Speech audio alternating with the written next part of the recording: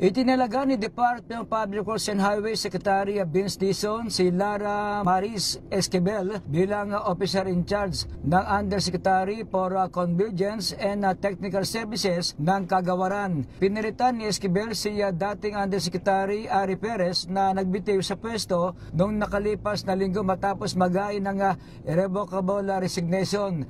Nagbitiw si Perez ilang araw matapos siyang pangalanan ni Batangas First District Representative Leandro Lebisten na umano'y may koneksyon sa ilang kontraktor. Ayon sa DPWs, manatiling nakatutok si Secretary Dizon sa pagpapatupad ng mga reforma at sa pagpapatibay ng transparency at integridad sa operasyon ng Kagawaran. Para sa MBC TV Network News, ito si Boy Gonzales, una sa Pilipinas, una sa Pilipino.